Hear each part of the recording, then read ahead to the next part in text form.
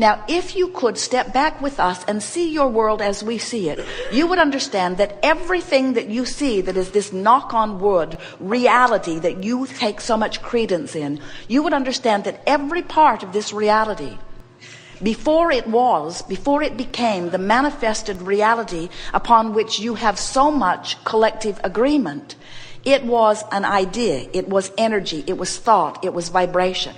It was vibration that was perceived, or a thought that was offered by someone. And as more thought was given to it, by the powerful law of attraction, it began to take shape and form until it has become the reality that you all know.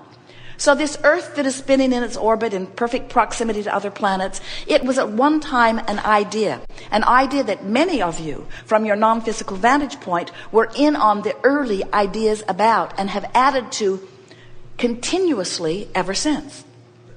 So we just want to put that in there so that you will not take lightly the importance of contrast causing you to ask for something.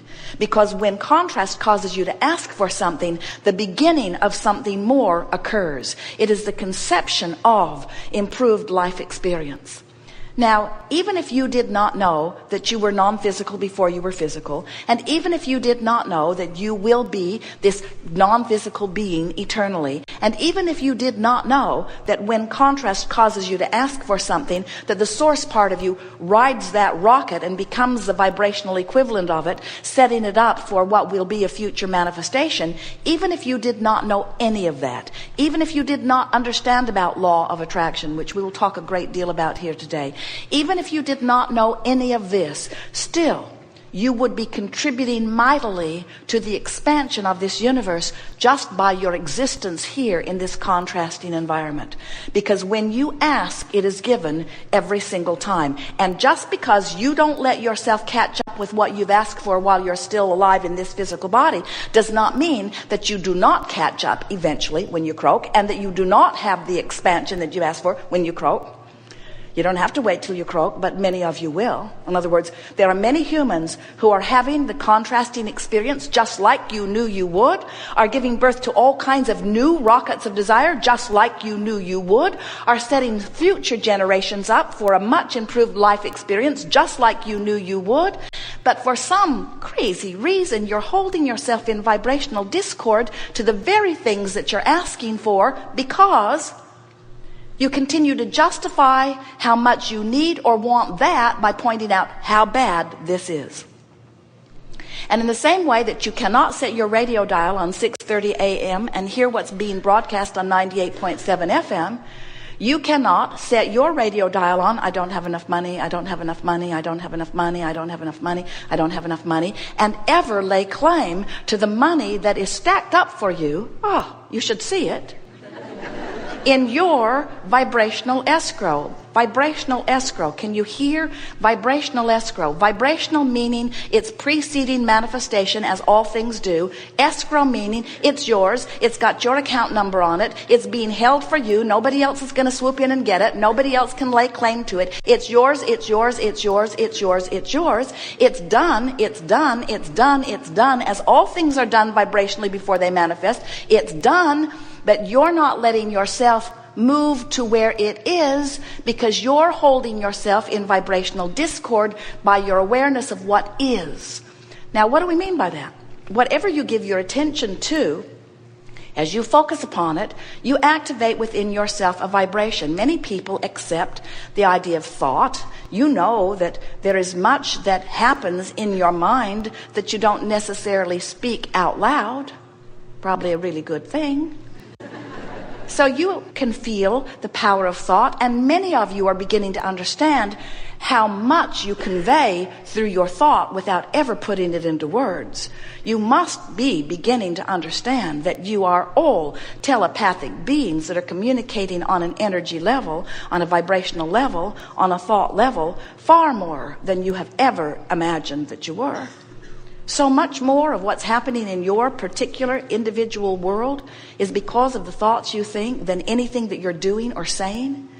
You are creating by virtue of your focused thought, which activates vibration, which law of attraction responds to.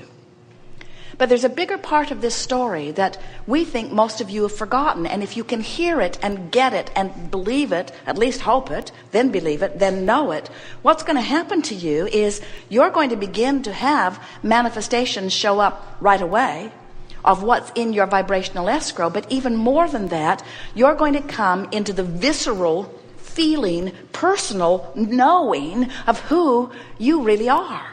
You're going to get to know who you really are, not just the part of you that you've come to know in the personality that you recognize and that other people look at as you are moving around in your physical body. You are source energy. You are God force. You are creators. You are magnificent, genius creators here for the purpose of taking thought beyond that which it has been before. And when thought goes beyond which it has been before, manifestation follows. And the evolution of all species is exactly about that. Sometimes we see you wanting something and not figuring out how to get there, and feeling the discord. And this is the thing that we want to say to you about so many things. When you have this mindset that says, when I get this thing I want done, then I'll be happy, you've got it all screwy in your mind, because it was never the getting of anything done that made you sign on for this leading edge time-space reality co-creative experience. You don't go on vacation. You don't plan your itinerary. Let's see. I'm at home and I'm going to go here, here, here, here, here, here, here, here, 13 cities, and then I'll come back home. You never say, oh, wait, home's my final destination and I am home. Why go? I might as well just check vacation off my list because I seem to have accomplished it already. And we so want you to get the idea of this. There isn't anything that you want to get it done. The whole reason that it exists is because as you wanted, it caused the larger part of you to vibrationally become it. The joy of life for those of us who are non-physical, and the joy of life for those of you who are physical, is the closing of the gap between the inception of the idea and the manifestation of the idea. That's where it all is. So many people think that the whole goal is to die in order to go to heaven. In other words, isn't that my objective? Shouldn't I come forth and do whatever it takes so that when I croak, I get... And we say, you didn't come forth in order to achieve perfection, because none of us will ever do that, because we are eternal. We can't get it done. There's no getting it done. If you are eternal, you are expanding. You just have to accept that concept, yes? We are eternal beings, always in the process of expanding. And when you accept your incompletion and you revel in the fun of asking and becoming and asking and becoming and asking and becoming and asking and becoming and asking and becoming, asking and becoming. And so someone says to you, oh, I know you had a goal set. Did you accomplish it? And you say, no. And they say, so you really want it, but it's not done. Why are you still happy? And you say, because the existence of this idea calls life through me all day, every day. Because this is a vacation that never ends. And I'm enjoying the journey. Now, we know you've heard those words. Enjoy the journey, enjoy the journey, enjoy the journey, enjoy the journey, enjoy the journey. You're so sick of enjoy the journey, enjoy the journey. We want you to know it's a never-ending journey. You might as well start enjoying it. And we think that it would be nice for you to let the poignancy of this life call forth from you your unique idea, and then recognize that it's an idea that you're not a match to, but that you could be. And then as you work to find familiarity within that idea, so that you close the gap on where you chronically vibrate and make yourself vibrate in the relief of coming into alignment with who you really are.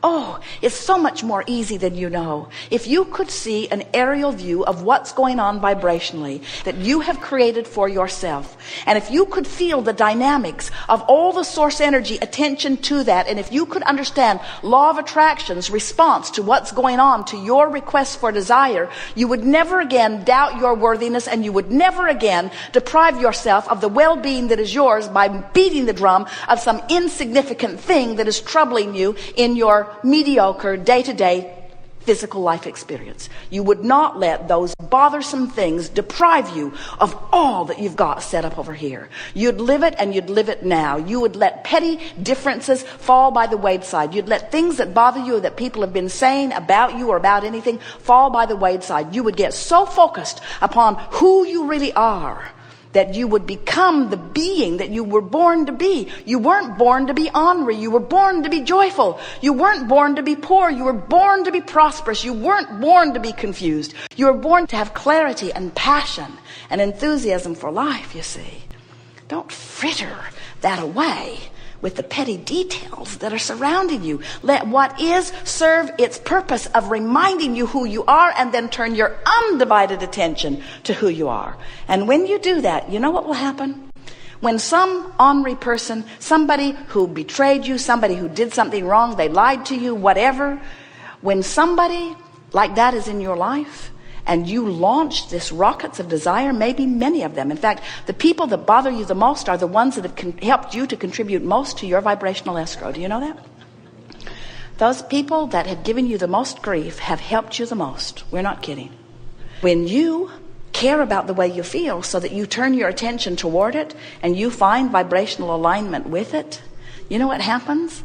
Everything that doesn't match who you now have trained yourself to vibrational be has to leave your experience. You don't have to divorce them. You don't have to fire them. You don't have to have them killed. You don't have to run away from them. Because nothing that is a mismatch to who you are can come to you. So if you've got people in your life that are driving you out of your mind, it's because you're not a vibrational match to what you want. You're a vibrational match to what you've got. And here's the part that we so want you to hear. If they hadn't caused you to become more, your focusing upon them would not be tearing you apart.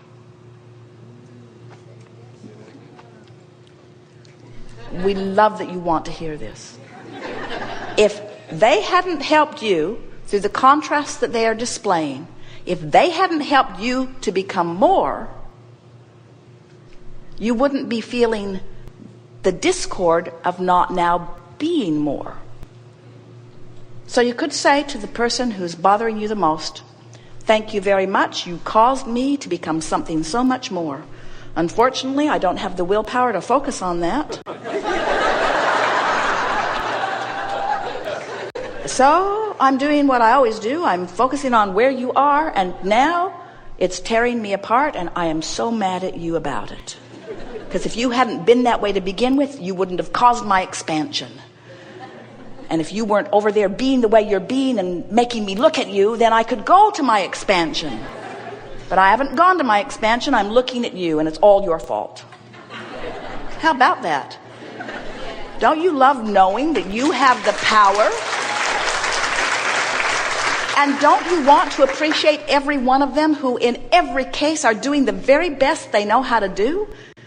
Not one of them came forth and said, I was born to screw up your life. I'm just going to plant myself right here and make sure I do a really good job of that. Not one of them is intentionally doing anything to you. They're just in many cases hanging on for dear life and helping you grow. And if you don't turn in the direction of your growth, but instead you're enticed to keep looking at that which has caused you to grow, then you're the only one that can do anything about that. And doesn't that in some way give you back some of your power knowing that? So get a notebook and write in your notebook something that says, Dear demonic troublemaker in my life. Or call them by name. What is it that I am thinking about you that's keeping me from being who I have become?